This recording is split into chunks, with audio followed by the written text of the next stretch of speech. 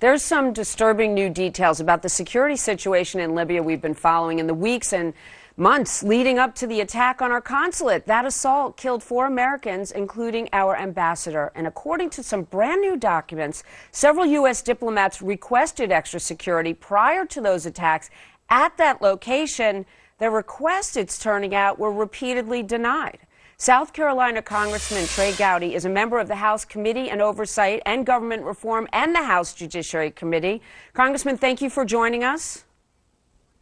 Yes, ma'am. Good morning. Thank you for having me. I appreciate it. And there will be an investigation and a hearing on October 10th, from what I understand. What do we know so far about the requests that are made? Because I have seen a letter that was sent by Darrell Issa and also explaining the actual dates of threats and attacks in Benghazi.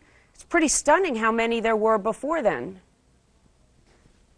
Yeah, it's a pattern that is impossible to ignore, isn't it? It's an increasing series of escalations of violence, and apparently this administration was the only group in the world that was not aware that this area was dangerous. So we have a dichotomy. Either they are so incompetent that they missed out on the intelligence of the escalating violence, or they knew about it and ignored repeated requests for increased security. Neither of those scenarios is particularly good for this administration. You think you'll get to the bottom of that question, and how?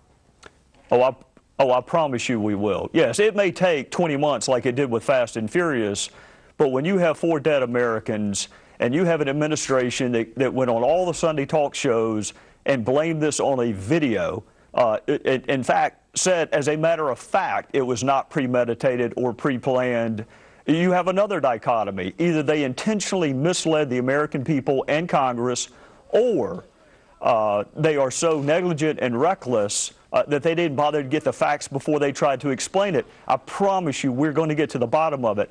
How quickly that happens depends on how cooperative this administration is. What documents will you subpoena? All of them, anything, and some of this is going to be live testimony. Some of this is going to be witness testimony. Some of this will be whistleblower testimony from people who were in Libya who saw firsthand these escalating episodes of violence.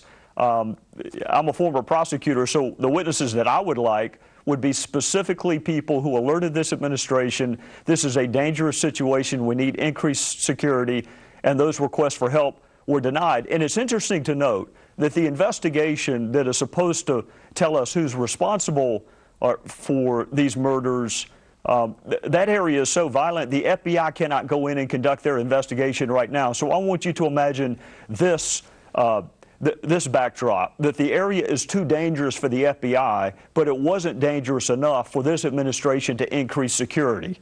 We continue to give millions. And I plan on doing it next week. Sorry, sir. We continue to give millions of dollars to Libya.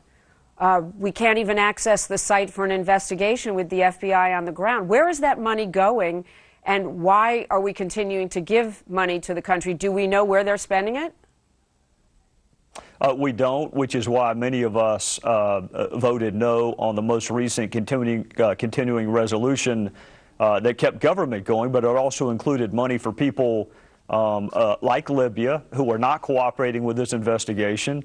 I can't tell you why we continue to give money to people who hate us. I guarantee you they will hate us for free. So I don't know why we're paying them to do so. Thank you so much, South Carolina Congressman Trey Gowdy. Thanks for your insight today.